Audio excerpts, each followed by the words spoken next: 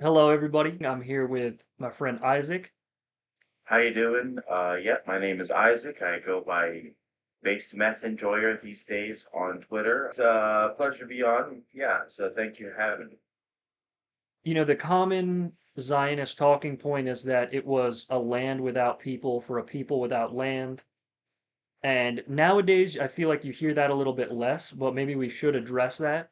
So we'd address the talking point by recognizing the fact that, first off, throughout history, it is exceedingly rare that a land is completely and totally expelled, cleansed of its people. The genetic testings show that modern day Palestinians are the descendants of Israelites and Judeans. Uh, and so I think the best way to deal with this is to just go back. So if we want to talk about the region of Palestine, right, from Gaza up to like even like Sinai, right? Because that's historically what people talk about when they talk about the kingdom of Israel, right? That region had always been inhabited by a whole different diverse groups of people. Israelites, Judeans, Ammonites, Philistines. You know, the Philistines came in like in the 12th century BC, 3,200 years ago, and eventually became an integral, even a native part of the land. Moabites and the Edomites and so on and so forth. And the Old Testament describes even like these smaller, like tribes and people like parasites and all these other things. Like I mean, I'd have to look back at it, but those people had always inhabited the land, and the genetic testing show this. What happens is post, excuse me. So what essentially happens is that during the time of Roman occupation, specifically, because that's what we're talking about when we go back to a land without a people for a people without a land, it's a reference to the expulsions, right? The beginning of the diaspora, the Romans expelling the Jews. By that time, Judeans had occupied, right? The Judean people had occupied Jerusalem and the surrounding areas. Judea, we call Samaria, basically the modern day West Bank, and going a little further west to like the coastal region. So you had like two revolts, two Jewish revolts. One in the year 66, which failed and led to the destruction of the Second Temple. And then you had one led by a man named Simon Bar Kokhba, 135 AD, that led to the total de-Judaization of Jerusalem and the surrounding area. And what happened is that those people were mostly pushed up into the Galilee. They weren't fully expelled into Europe altogether. Actually, by that time already, at least half of the Jews of the world, well, Judeans at the time is, I think, a more apt phrase, were already living in Europe. And specifically, they were living in the Balkans and southern Italy. They were living in North Africa and Anatolia and the larger Middle East. At, at less than half of the Judean population was actually living in what we call Judea, right? Most of those people pushed up into the Galilee. Eventually, some of them came back, and it was going back and forth over the centuries, over the years. But what happened to those people specifically that were pushed up into the Galilee, pushed out of Jerusalem, and then it was renamed Alia Capitolina and whatnot? It was made a pagan city, but then it was eventually Christianized. Is that those people that were pushed into the Galilee were Hellenized, they were Christianized, and then when the Muslims conquered the region, they were Arabized. They slowly converted to Islam. The majority of them did, and they collectively began to identify as Palestinians, right? And now a small section of those people did stay Jews. I'm not talking about the Samaritan Jews, but I'm talking about specifically ones that were pushed up from the Galilee, especially that would stay around Lake Tiberias or the Sea of Galilee. They actually maintained their Jewish identity and the Jewish faith. But the vast majority of them had converted to Christianity and then eventually to Islam, and they collectively began identifying as Palestinians. So the concept and the idea of this is a land without a people for people without a land is ridiculous. There were people living there throughout the centuries and the millennia. By We know this because because those same Palestinian people, in the 18th century led a revolt against they revolted against the Ottoman Empire, led by a man named Dahar al-Omar, excuse me, I'll stop there. He carved out an independent kingdom from Gaza to Beirut. Uh, but then eventually, it's called, his rebellion was crushed. And then there was a second rebellion in the 1830s that started in Gaza, just part of the larger Syrian peasants' rebellion, peasant revolts. And we also know that people live there is that because specifically in 1919, if I'm correct, it was the King Crane Commission, which was an American commission post World War One to sort of learn about the region for the sake of the League of Nations and for the mandates that were going to be carved up and created there by the British and the French. They put the region at the total population at around 1 million people living in the area, right?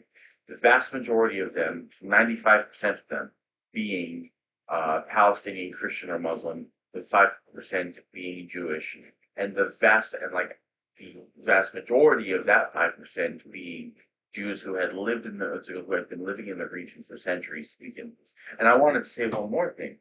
This concept of a land without people for people without a land, it's it's a um, it's a concept that was popularized by a woman named Joan Peters. She wrote a book called From Time Immemorial, and it was basically a book that was meant to prove that actually very few people were living in the region um, until Jews began immigrating there, and all the Arabs who were living there were recent migrant workers from Egypt or Saudi Arabia or Jordan or Lebanon or what have you. That book had been universally panned as, frankly, just a work of fiction. Most famously, Norman Finkelstein uh, had gone through the book in his scholarship, and he realized that Peters uh, makes up entire statistics out of whole cloth. She purposefully misrepresents particular statistics and particular historical accounts and documents. Uh, in his book, Image and Reality in the Israel-Palestine Conflict, he really goes deep into that, and I highly recommend that book. Hmm. Yeah, so far I've only read Norman Finkelstein's book Gaza, which I do think was a decent telling of the Operation Cast Lead, and I believe he goes into Protective Edge as well. That's a book you can find fairly easily. There are better books on the subject, and we've seen how Norman Finkelstein recently, condemned the right-wing pro-Palestine anti-war movement and made it clear that his main concern isn't a free Palestine, which is unfortunate because I was hoping that maybe he would actually be a good scholar on that. An alternative to that book that also goes through Operation Cast Lead and dove into Protective Edge, which came afterwards, that would be the book Obstacle to Peace by Jeremy Hammond. I highly recommend that. I think that if you read one book on Israel Palestine, that's probably the best one. And now there's a number of other additional books that people should read. So another thing that gets brought up by Zionists all the time is Haj Amin Husseini. If you want to talk a bit about him and how he gets misrepresented or what's wrong with their narrative, I think the left tends to ignore it or just hand wave it away rather than really explaining things. Yeah, so to understand Hajj Min al-Husseini, we'll have to just go back a little bit and reconnect what I was speaking of specifically in 1919. So World War One happened. The Ottoman Empire is in control of the region, and the British asked the Arabs to revolt against the Ottomans in the hopes that they would get their own independent state. The Arabs do so, the Ottomans are defeated. However, the British and the French betrayed the Arabs, and instead of giving them an independent, actually, what they were promised was an independent kingdom of Syria that would includes Syria, Lebanon, and most of Palestine and Jordan, modern day Palestine and Jordan. And so instead, what we got were the mandate system, where Lebanon, Syria, Jordan, and the Mandate of Palestine was created, all for British and French colonial interests. And what happened is that because of this, the Zionist movement deeply took advantage of this and cajoled and pressured the British to allow them to bring more and more and more Jewish migrants in the region to facilitate their goal of creating a Jewish state in Palestine. Now, of course, the Palestinian Arabs, they don't like this. They're frustrated, and their leadership is kind of mixed on it. Some of their leadership, um, the Palestinian leadership, is opposed to everything the British is doing. They want an independent state. Actually, a lot of them do. I shouldn't say some. The most of them, they want an independent state. They want Jewish migration uh, to be heavily restricted, at least, if not just stopped entirely, because they're legitimately afraid, and this is of their own words, that the Jewish population is coming in to replace the Arab population, replacement migration, as it were. While some other leadership is, they're more accommodating to the Zionists. They're more accommodating to the British in the hope that they can personally profit from it to a degree. But very important, Hajj Amin al-Hussein, he is the Grand Mufti of Jerusalem. Grand Mufti is the most important Sunni Muslim clerical position there is, right? He's considered him like the Archbishop of Jerusalem, right? If you want to use that framing in context to understand who he is and how important. Hajj Amin al-Husseini is an interesting person because he's a very complicated figure. He comes from a very important family in the region.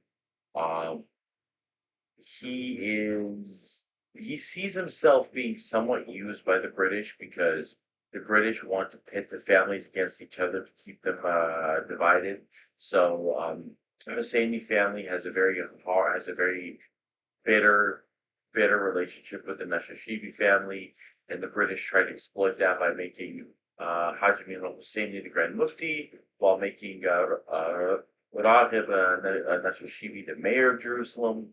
He does not like the Jews. He does not like the British, and he's trying to figure out a way to sort of like thread a needle where he can get concessions from the British without causing an open rebellion. But eventually he realizes that he has to essentially lead an open rebellion.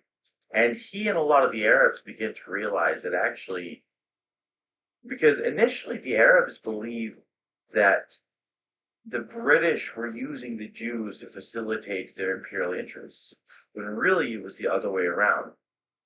Jewish Zionists were using the British to facilitate their desire to replace the Arab population and build their own state in the region, state of Israel. And Hajj Amin al-Husseini starts to lead these strikes and these protests in 1936, demanding an independent state, demanding a restriction of the immigration, demanding a representative government. The British and the Zionists refused.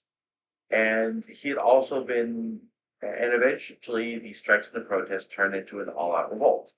Now, throughout that time, the Hajj had been speaking with Adolf Hitler. And Adolf Hitler was incredibly sympathetic to the Palestinians. He believed that they were being unjustly treated. He believed that they were being treated cruelly by British imperial interests, and by, more importantly, Jewish, it's called the Jewish desire to drive these people out to create their own state. Hitler was sympathetic to the Arabs, it's called on principle, and he also understood the problem of a Jewish state in Palestine. And I think I'm paraphrasing here, he said it would be like this, it would be a cabal of criminality of some sort. He had a Mhm. particular turn of phrase that I actually learned about the region.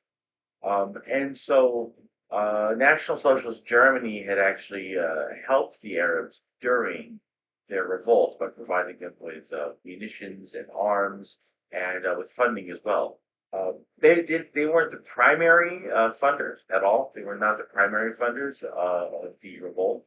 The surrounding Arab nations helped Um, Individual Arabs had given money a lot, a lot of the money to buy weapons and to buy supplies were actually given by local Palestinians.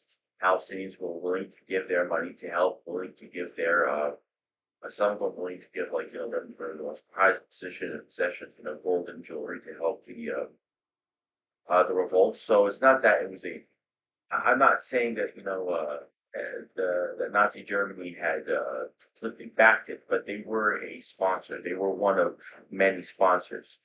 And by 1939, however, as the when the revolt was crushed, Haj Amin Husseini was in exile in Lebanon, was going in other places. His relationship with Hitler would become somewhat closer because Hitler would eventually make war with Britain and France. And from Husseini's perspective, he had hoped that Hitler would eventually liberate the Middle East and specifically liberate Palestine from British occupation. And to that end, the Hajj would actually he helped recruit Albanian and Bosnian SS regiments and divisions. He had a very close, and the reason for that ultimate reason why the Arabs had a very close relationship with Nazi Germany, with the Axis, is because the Axis were the only ones that were sympathetic to it. The Arabs had tried making their case to the British. The British ignored them. The French ignored them. The Americans ignored them. The League of Nations was uninterested in helping them or hearing them because they considered Palestine and the mandate of Palestine was British territory. It was an internal British issue, so therefore it's none of our concern. The only people that showed any proper sympathy and actually support was the Axis, and for proper principled reasons. What the British and the Zionists were doing to the Palestinians was brutal and wrong, and Zionism is something that must be stopped and destroyed because for a whole myriad of reasons that we could get into, but not for this podcast. So another Hasbara myth would be that Palestinians voluntarily left in 1948 after the Nakba, or during the Nakba, I guess it would be mischaracterized as a voluntary thing rather than what it was, the ethnic cleansing and the start of the real start of the genocide, I guess. Do you have how would you explain what actually happened in 1948? So, to understand what happened in 1948, you have to again just go back to the previous decades. So, when the Zionists first began to really settle the region, they made it very clear that their goal and their desire was to drive out the majority of the Arabs, at least. They had to drive out at least like 75 to 80% of the Arabs in order to build their own state. That was their goal from the very get-go. And they were basically cajoling the British to facilitate this. By 1939, the Arab Revolt had failed. And the actual region itself from 39 to 45 was very calm. Not much was going on during the Second World War. Most of the action was happening elsewhere. It was happening, excuse me, it was happening in North Africa, Egypt, uh, parts of it in Iraq, and I think in bits and pieces of it here in Syria. But Palestine itself was actually pretty quiet, all things considered. But the war is over, and in 1946, that's when the Zionists had began to implement their plans to forget this, let's just build our state now.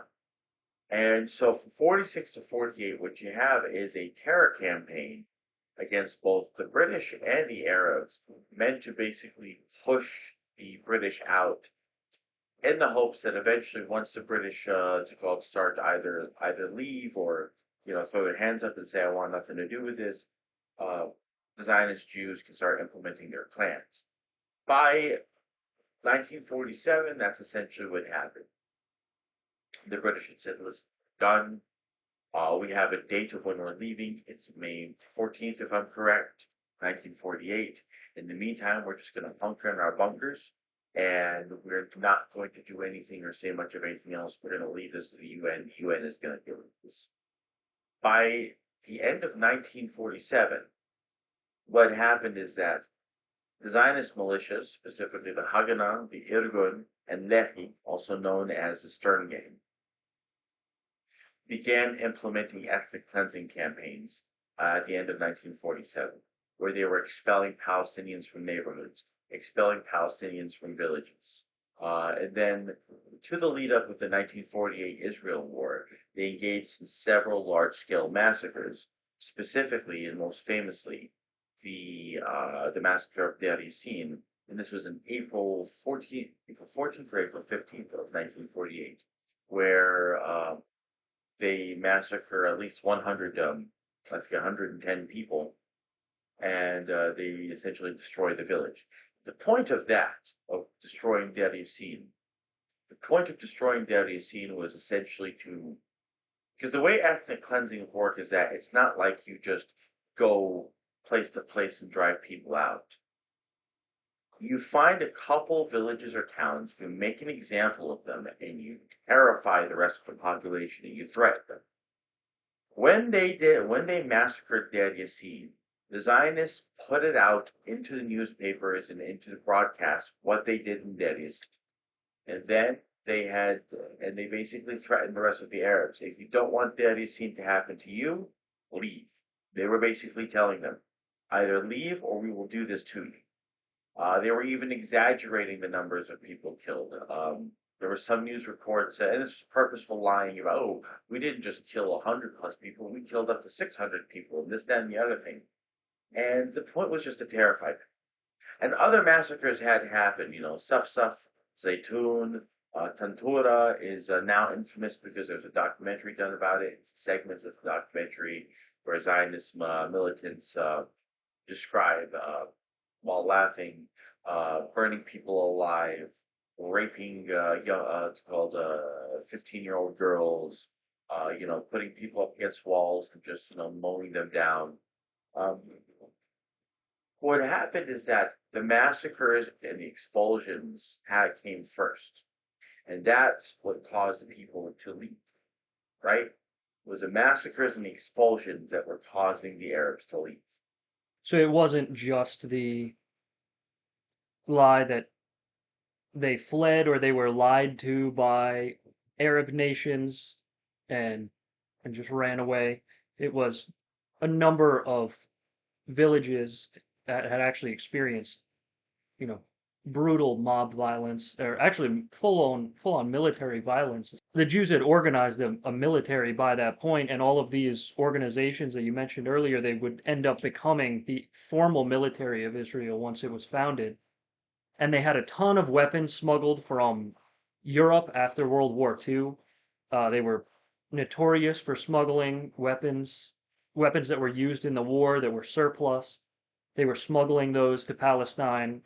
The tides have changed since the Nakba, and now Arabs have more modern arms. Like Hezbollah is a very well furnished, still somewhat guerrilla force, although I would say they're legitimate military at this point, just without a traditional air force. And they're still missing a few key aspects of like a military like Israel or the United States, but they don't have a bunch of tanks to roll into Israel with. So that sort of brings us to another myth that the Arab nations declared war on Israel or the Jews in 1948 in order to Holocaust them and just kill as many of them as they could. Do you have do you want to elaborate on what's wrong with that narrative?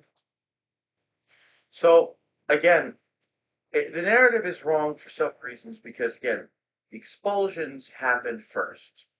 Then the war happened because, so at the end of 1947, by the time the Arab-Israeli War happened, started in 1948, May 15th or 16th, you had streams of Palestinian refugees going into Beirut, going into Cairo, going into Amman, going into Damascus, telling stories of dead husbands and sons and raped wives and daughters, and real stories about things that had happened to them.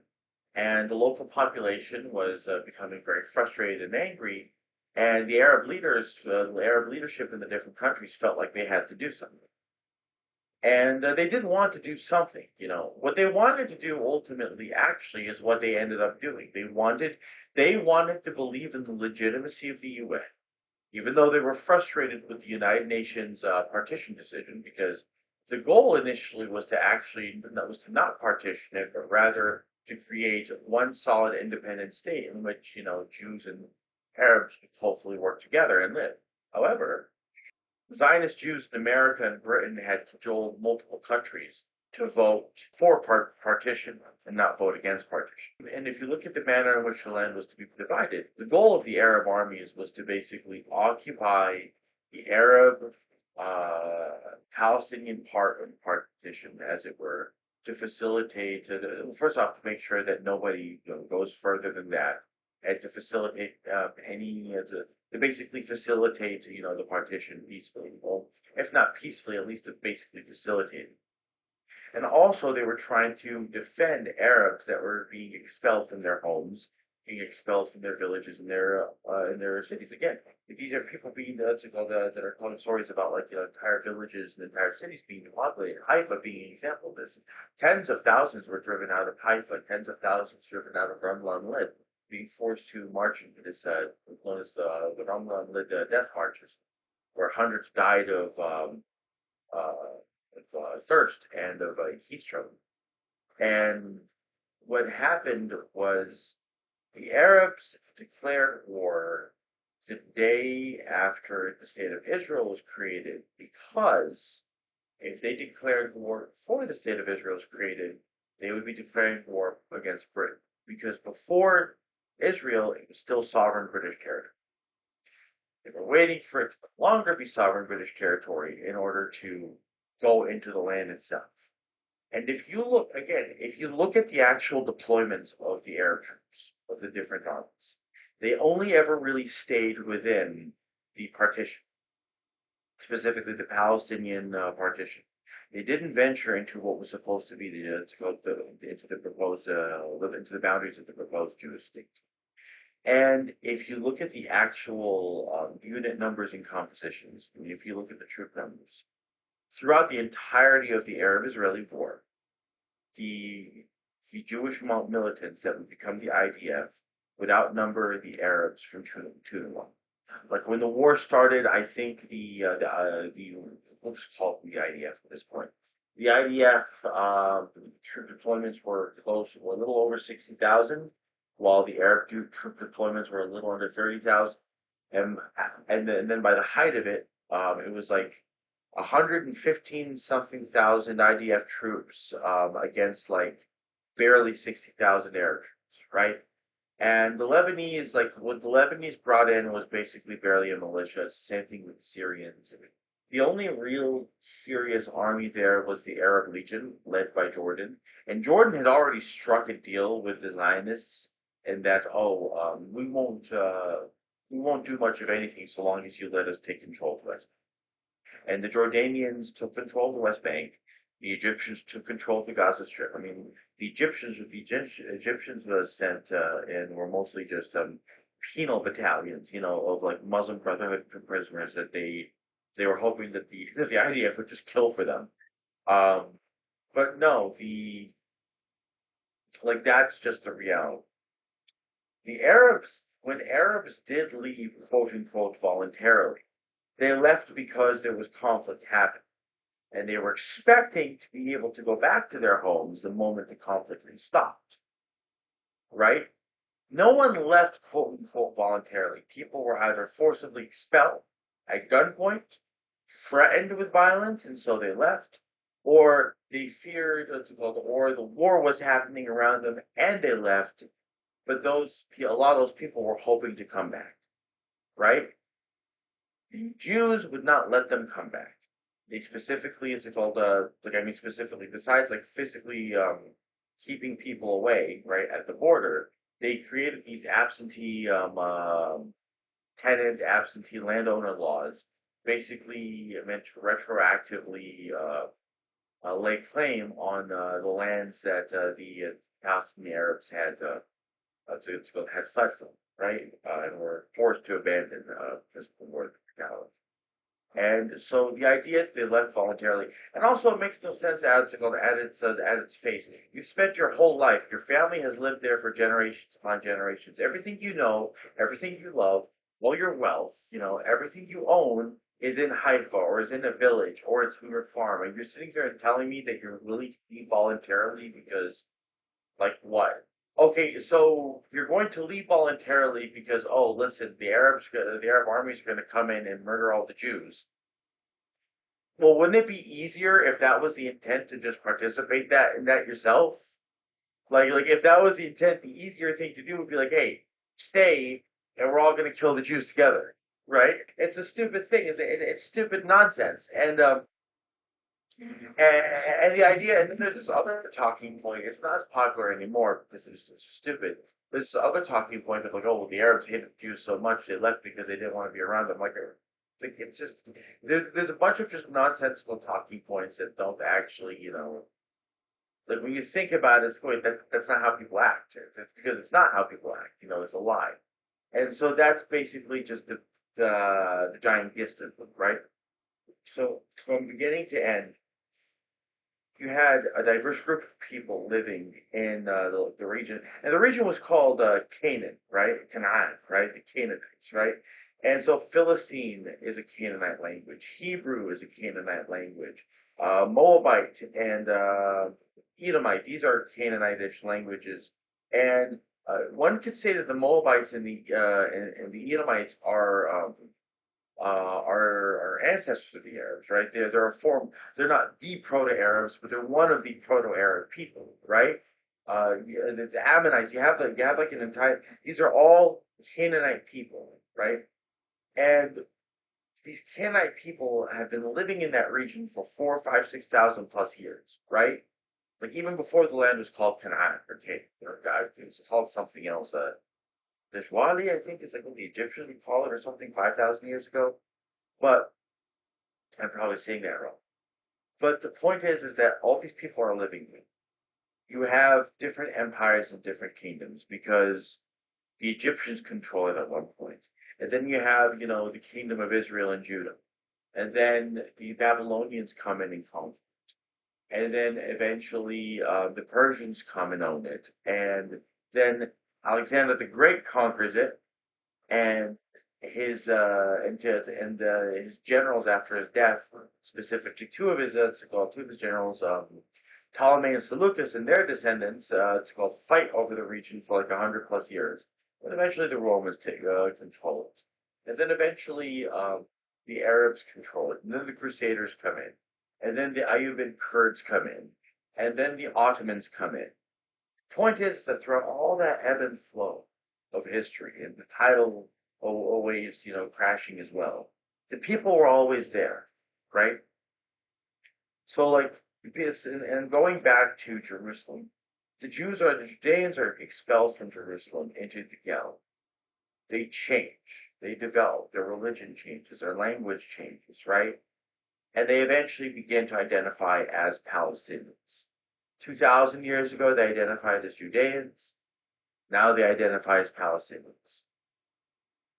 Jews who were already living in Europe at the time, because their connection to the land had been cut by, it's called by the crushing of the Bar Kokhba revolt, have their own ethnogenesis, and they basically become Ashkenazi Jews, and they practically become a wholly separate and distinct people, distinct from Europeans, and rather distinct from Palestinian Arabs. Like if you look at the actual genetic markers and clusters, and eventually they decide because you have to understand Zionism is a secular socialist thing as it started, and they were a lot of Jews in Eastern Europe felt this wave of nationalism, and they wanted to quote unquote build their own state in the region, and so they started migrating en masse, replacement migration, quite literally, the goal of replacing the native Arab population.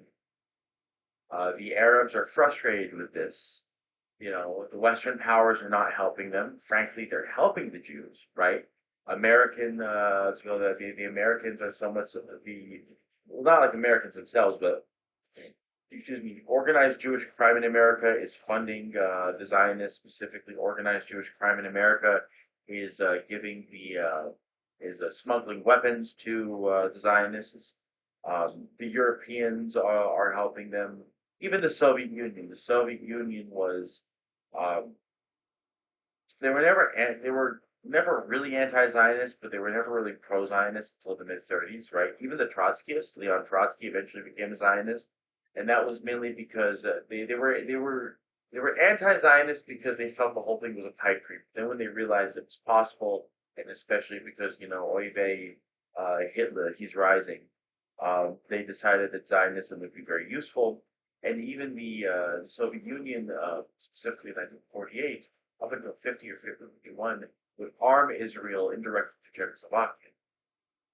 And so, because the Arabs are frustrated and the Arabs have no place else to go except for, and I don't mean that as in a pejorative manner, it's just like the Americans are fucking excuse my language, but the British and the French are facilitating the brutality that Jews are doing upon them by stealing their land, right? And you know, generally oppressing them, like replacing them, as it were. The Germans, Italians, and even the Japanese at the time, and all the people allied with them, were the only ones that were actually sympathetic to them. Haji Husseini goes to Hitler, asks for support. Hitler funds and arms helps to fund and arm the Palestinian revolt in 1936 and 39. Hitler provides as much diplomatic and other support as he can to Palestine. The whole goal of a good chunk of the North Africa campaign was to eventually go into Jerusalem and just basically liberate Jerusalem. To that end, Haji Amin al-Husseini helps recruit Albanian and Bosnian Muslim divisions of the SS. 1948 happens. The Zionists had already began to ethnically cleanse villages and neighborhoods. The Arabs wait until the state of Israel is declared so they don't declare war against Britain, declare war specifically against the state of Israel to protect and defend the Palestinians and to protect and defend as much as they can of the supposed partition state, the Palestinian partition of the state. The ethnic cleansings happen first. The war happens as a response to it. And then eventually, unfortunately, the end result is that 750,000 Palestinians are driven out of their lands and made refugees in the Nakba, and about 20,000 of them are killed. I hope that all made sense. I hope I was able to sort of thread that needle as it were. Yeah, that was a great breakdown of the Nakba and the events leading up to it. So after that, there's another myth that Arabs since then, Palestinians and the other neighboring states were intransigent and just refused to accept Israeli peace offerings. They refused to live in peace. We know that's not true if you look at the current war. We know who's violating the ceasefires repeatedly with Hezbollah and Iran and Hamas. This is sort of how it's always been, though. If you would maybe want to speak on previous wars and this myth that the Arabs just keep refusing peace. Essentially, throughout all the Arabs had ever asked really was for the refugees to be able to return back to their homes and that an equitable and just solution be given to the Palestinians so that they're given their own, specifically especially after 1967, when the Six-Day War and the Israeli occupation of the West Bank, East Jerusalem, and the Gaza Strip. And they actually had gone forward to occupy both the Golan Heights and Sinai Peninsula. With that being said, and that's part of the reason why the 1973 war had been launched by Egypt and Syria. They wanted their land back. They wanted their rightful sovereign territory back. Egypt wanted the Sinai Peninsula back, and Syria wanted the Golan Heights back. In terms of the Palestinians themselves, the negotiations were ultimately always farcical. always farcical. The Zionists had always everything the design. Actually, if you look into the early 30s, David Ben Gurion had made claims to the land that actually expanded into like parts of Syria and Lebanon and Jordan. And like the Arab leaders were like angry at this, and they were confronted, like, "What are you talking about? We're not giving you more, our own territory, right? It's bad enough what you want to do in the mandate of Palestine itself, but you're sitting here demanding that we give you southern Lebanon, that we give you Jordan, that we give you Syria. Like, what even is this?" And so the big thing is that the Palestinians want the right of return. They want to be represented. Let's go. And I'm speaking about like the liberals here. I'm not talking about like, the base and epic revolutionaries like Hamas, Hezbollah, and Iran. But if you look at like, like the PLO types, if you look at the Palestinian Authority, if you look at how those negotiations were all supposed to happen, after the first Intifada in like the early 90s, all that was asked for ultimately, all that was hoped for was an actual two-state solution. Settlers be forced to leave, right, because they're there illegally, that the Palestinians be allowed to come back to at least some degree, maybe even just a token right of return, a couple thousand here or there. But more importantly, that Israel recognizes the Palestinian state, because as part of the Oslo Accords, the Palestinian Authority recognizes Israel as a state, but the Israelis never reciprocated that recognition. Never. The Palestinians allowed to give Israel full control over mass swaths of the West Bank, right? In the hopes that eventually it would lead to a transitory period of an actual Palestinian state in the West Bank and the Gaza Strip. It never happened. The Israelis never even offered recognition of the Palestinian state. They never actually offered that. No aspect of any negotiations that happened in Oslo or Camp David or Taba, and under no part did they ever say, we will recognize an actual state of Palestine, East Jerusalem as its capital, and the West Bank and the Gaza Strip. The idea that the Arabs are intransigent is ludicrous and laughable. It's actually the other way around. It's the Jews that are intransigent. The basic proof of that is, again, there was no reciprocity in the recognition. You know that the idea that the Arabs are intransigent is false on that alone. Because if they actually wanted peace, if they wanted to actually bring about real peace between the two peoples, or to even have a two-state solution, all you have to do is to willingly recognize that there is a state in the West Bank. Just say, like, I recognize a Palestinian state within the 1967 borders of East Jerusalem, the West Bank, and the Gaza Strip. I recognize it as a sovereign nation, and there we go. It really is that simple. And from there, the details can be ironed out. The state of Israel never did that.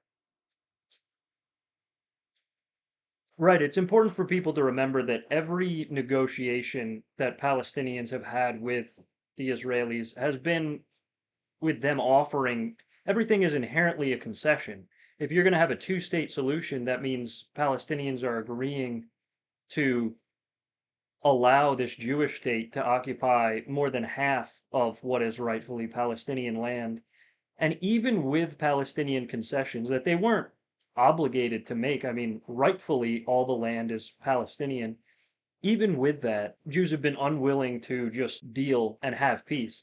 And you can see why maybe Palestinians would be willing to give up some of what's rightfully theirs if they, unlike the Israeli lie that these people love death more than we love life. They'll say, oh, the Palestinians love death more than they love life. They want to kill us more than they love their children. Or what's that Golda Meir, like that really sick Golda Meir line? We can forgive the Palestinians for killing us. We can never forgive them for forcing us to kill their children. Like that's Mhm. that's like nonsense. Like, you are not forced to kill children. You are not put in a position where you have no choice but to kill children en masse. It's a choice you make. All of this is basically just it's all literally just uh, tricks played on the goyim, as it were, to convince them Sorry, yeah, to convince them that it's actually that what the Israeli um, aggression and the Jewish onslaught and the genocide happening in the Gaza Strip, the ethnic cleansing happening in the West Bank. It's all part of this. It's all like basically tricks being played on the Goyim to convince the Goyim that it's all such a sad thing. But the Arabs are just so intransigent, and they have to learn to love the Jews and to love their children, and this, that, and the other thing. It's meant to portray. It's basically at its heart, it's well meant to portray the Arab as this rabid dog that is not capable of civilization, who, as sad and as a tragic it is, we love Old Yeller, but we have to put Old Yeller down. And it makes the Israelis the victim even when they're carrying out theft and genocide, just a mass ethnic Yeah, yeah. I cleansing. mean, it's all The miserable horror. It's terrible. It's Yeah, disgusting. but we're supposed to feel And sorry for them and their IDF soldiers, PTSD that they might get. Oh, look at the suicide rates, and that's because these people are committing atrocities, and occasionally some of them can't live with it, and yeah, they're made out to be the victims there. And obviously, again, this is why Palestinians have been historically willing to negotiate for even less than is rightfully theirs. Although at this point, I think that it's just become clear that the Israelis will never settle for anything less than really the greater Israel project, but at the very least, the entirety of Palestine. And so the only way to really end this is not through a two-state solution. Um, Maybe we could get into that some more. The idea that you see it especially on the left and from anti-Zionist Jews like Norman Finkelstein and I forget exactly how Chomsky framed it, but I'm for the the, two-state solution as well. You're right. yeah, yeah, it's viewed as the moderate option, which it would be if, not that all of just to end the bloodshed, you could understand why somebody would maybe say, all right, well, this is better than continuing the genocide, but it's just not feasible at this point, nor was it ever, because we've seen how these peace talks have gone in the past, and how Palestinians have never been granted anything in these peace talks. Oh yeah, and the whole thing is just miserable. Like I mean, at some point, like there has to be recognition of reality. We either get all of it, or what's it called? It's either all of it or none of it. Because Hmm. it's very obvious that Jews are intransigent to the on matter, where you give them an inch, they take the mile. You try to make a compromise with them, they find a way to break it. And they engage in all this pull nonsense. Oh, actually, see, technically, I wasn't doing. Or not even just that. They just defy it. And they break it open. They just defy it. And they break it open. And they dare you to do something. But it's like you go into a bar, daring someone to slit your throat, and then eventually someone tries, right? And then you sit here and pretend to be shocked that someone did. What's called that someone actually did what you dared them to do. I mean, God willing, I mean, eventually that's the goal, and that's what will happen. Get all. I think we're headed in that direction because, the 80-year curse, I don't think it's a mystical, magical thing that happens. I do think it's the result of Jews being unwilling to settle for, less than everything. Because they could have had a two-state solution and lived in peace. They could have absolutely done that and gotten away with a mass theft of land that they had no right to get away with. This will be the downfall of Israel, the fact that they're just so unwilling to compromise, even when the other people, the Palestinians in this case, and other Arabs that they've gone to war with, are the ones who would actually be compromising by letting them continue to exist in Palestine at all.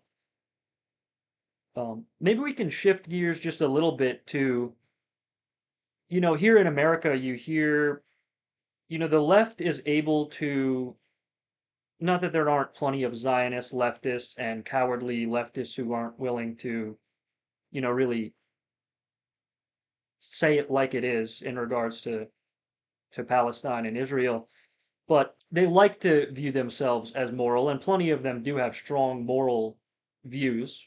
When they see, children starving and being bombed and innocent civilians being bombed, and the way that Palestinians are treated in the West Bank and people being shot for no reason, all these crazy atrocities. For the most part, it's a lot easier for them to just say that's wrong on its own merit. They don't need to be argued with about, well, what would a Palestinian think about me? Would Hamas have a problem with, the pride parade that they throw in San Francisco or something, or does it benefit me if Israel falls? A lot of them don't really get into that too much. There is some talk about Israel's influence in the United States on the left, but with right-wing Americans, there's this somewhat new talking point. I mean, I've heard it for a while now, but it seems to have flared up a bit more where they make the point that, well, Arabs or Palestinians hate us. They hate me as if they're a white Christian living in America. And so why should I care about them? Or even less, maybe they'll just say, well, they don't care about me. They never talk about Austin Metcalf or something. And well, first, I'd like to say something on that. I mean, first of all, these people clearly, the Palestinians have bigger problems that they're facing every day. They don't have time to read the news about, a tragic case like Austin Metcalf in the US, or, a number of other problems that we have here, or the Great Replacement, um, mass immigration in the West. Although there are some Palestinians that will talk about this, like Dr. Rama. Yeah, well, the average Palestinian, whether he's in the West Bank or the Gaza Strip or even if he's a citizen of Israel, he doesn't really like he's pissed off at the American government for supporting Israel. Hmm. Like it's just like this conception that like these Arabs have like a seething hatred at Americans is like not true. Like I mean, what they want actually is for the Americans to just leave them alone. What they want, it's not reparations and it's not like, oh, money and resources. What they want is for the West to leave them alone and to stop meddling in their affairs by the end of the day. Um, the like it's like historically speaking, there was a time actually when the Arabs actually had a really good relationship with the Americans. In fact, when the mandate system was being divided out, the Arabs figured, okay, if we have to have the mandate system, can we have the Americans in charge of it? Because they figured the Americans would be even-handed and just and would treat them fairly in comparison to the British and the French. They really thought this. And there might have even been some truth to it to a degree, at least back then, 100 years ago. But the American and specifically the white nationalist case for Palestine is Zionist Jews. First off, Arabs and white nationalism. Arabs and whites have a shared enemy, which in Jews, especially Zionist Jews. We are both attacked by these people. Palestinian Arabs are under direct occupation, while white Western man is under an indirect occupation. All I am asking for, in terms of from the West, is not money or arms or anything drastic. What I'm actually ultimately asking for is for them. I want the Americans to not give Israel money. Not giving Israel money is more money for you. Not pledging political support to this state or spending political capital on behalf of this state is political capital best spent ever elsewhere. And it's much more reputation, and it builds a better reputation than it builds reputation. It doesn't build notoriety. If you understand. Um, I'm just asking, frankly, we're all asking is that the less that the American government has to do with my affairs, the better off I am, and ultimately the better off the average white man in America is, right? That's the pragmatic, practical case. You stop, I think it was, there was a space on Twitter yesterday, and I think Borzoi said it quite simply. The solution to the mass migration issues in the West, the solution to placement migration in America and the West, anti-white genocide in the West is very simple. Destroy the state of Israel, restabilize the Middle East, or help facilitate to a degree uh, politically facilitate, excuse me, the restabilization of Levant, and then repatriate and then you're able to properly repatriate the migrants that have moved into Europe and America. And then from there on out, it's done. You don't have to worry about that or worry about us anymore. Stable Middle East is good for everyone. Most importantly, it's good for the Arabs of the Middle East. Now that's the pragmatic case. The basic case to me is simple. Supporting the Palestinian cause is the moral thing here. It's just as simple as that. The Palestinians are a beleaguered, brutalized, and subjugated people who are fighting for their independence and their freedom. It is moral to support them. It is immoral to support their oppressors. Yeah, especially when a lot of these people will call themselves Christians, and I'm not even going to call into account what they believe, or their relationship with God, but I think it's very evident if you read the Bible that, you know, you should just have morals, and there's the moral case is obviously on the Palestinian side. Not to mention, the Christians that live in that region did not arrive on a boat in 1948 or in the early 1900s during the Zionist emigration. And, if you want to call it colonization, they were Palestinians and Lebanese people living there, and people in other countries, Syria, that have all suffered because of the state of Israel. And that's really why all the things we just listed, these are all reasons why you should support Palestine. First of all, we shouldn't have to argue about whether you should have morals. Like, these people pretend to be apathetic to everything and then still claim to be Christian, or to care about other things, even just to care about white people. That means you have some kind of morals if you're caring about white people other than yourself, right? You have some kind of moral system. And if this doesn't fit into that, then there's clearly something wrong with it. On that note, there's two books I would recommend if you want to know more about Israeli influence on the US. And the first one, I mean, well, technically there's three. John Mearsheimer and Stephen Walt wrote a great book called The Israel Lobby in US Foreign Policy. It's fairly short, like I think 200 and some short pages or 300 short pages. This is the book you need to read after that. That one is a great primer, and it does go through a lot of things that we've mentioned and more in depth to American foreign policy as regards Israel.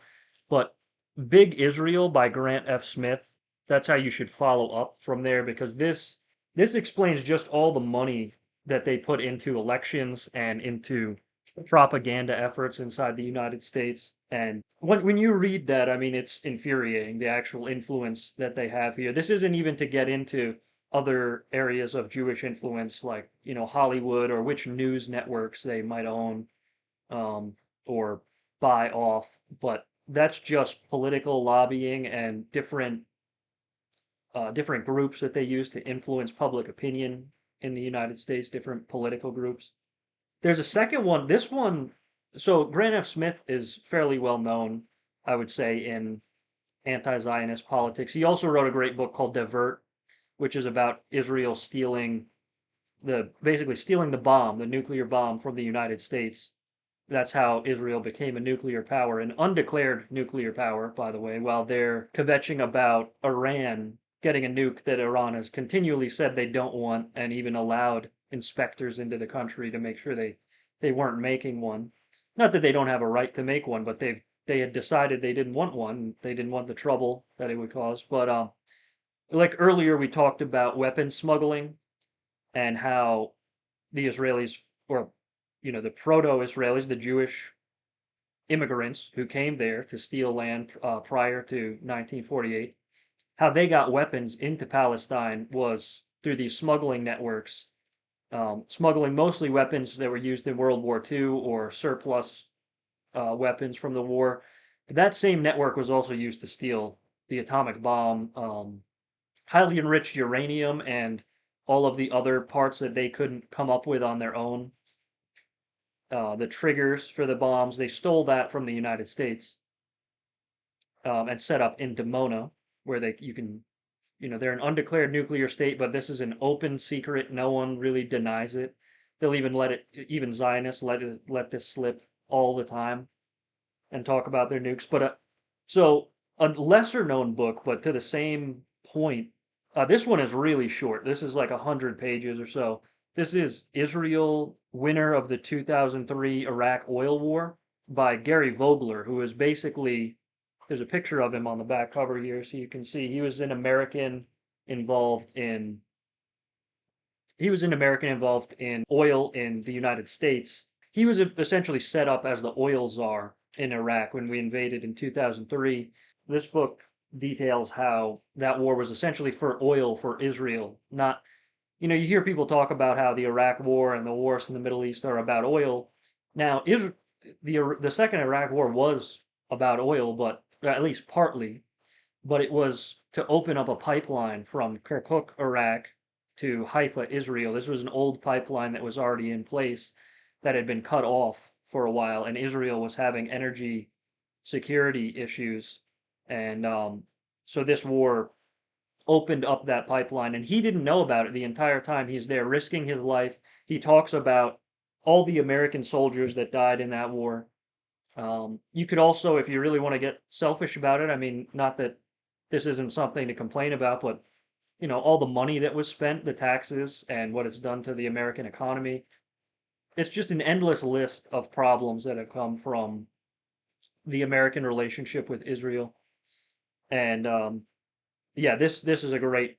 I'd highly recommend this. I hardly ever hear people talk about this or the connection that he draws in this book, but I think it's really important to understand as an American, especially if you know someone who served or you served yourself in that war or in other wars, knowing what a lot of this was really about. So we talked about Obstacle to Peace by Jeremy Hammond, Israel, winner of the 2003 Iraq oil war, and Big Israel by Grant F. Smith. I think those are all very good. I would recommend maybe just one more, The Ethnic Cleansing of Palestine by Ilan Pappé.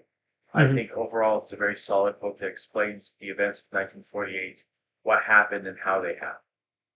Yep. Yeah, I have that one as well. That's a great, very detailed account of the Nakba and some of the things that led up to it as well. Yeah, there's one other book I would recommend by Pape. Um, if I'm remembering correctly, it was the 10 Myths About Israel, and that one is very short as well. Yeah, it goes through the 10 most important myths, I would say, other than what we've covered today here. There's a little bit of overlap there too. So I hope this interview could be a good primer on the subject for people and a good basic breakdown of these issues. But if you want to really get knowledgeable on this subject, you do have to read a few books to really understand it. But yeah, we hit, I think, all the most important things, and importantly for Americans, why they should care about this. And importantly because you see this on the right wing again, this apathy, and it's just, I find it pretty disgusting because there's no excuse for it, and it's in your own interest as well. If you really want to be selfish about it, it is in your own interest to support resistance against Israel and an end to the American relationship with Israel. Is there anything else you want to touch on before we wrap up? We've been going over an hour now, so. I think that just about does it. I appreciate you having me on, but no, I feel like we were able to properly discuss the history of the conflict from beginning to end, and or at least like basically give a proper explanation in a quick fashion the history of the conflict, while also tackling like the five big myths under the whole thing. So I think that about does it. Yeah, yeah, thanks for coming. Yeah, I couldn't have found a better guest for this topic. Do you have anything you want to plug? Well, I'll plug my Twitter. You can find me based meth enjoyer at meth advocate. At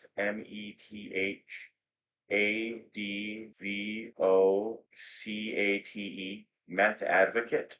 And from there, you can also find the link to my Substack, the unending catastrophe.substack.com. Go ahead and subscribe. That Substack is home to my podcast, The Unending Catastrophe, which is actually a podcast about the history of Palestine. Nice. And those links will be in the description as well to the Substack. I'll put his Twitter handle in the description so you people can look there for that. I think, yeah, that about does it.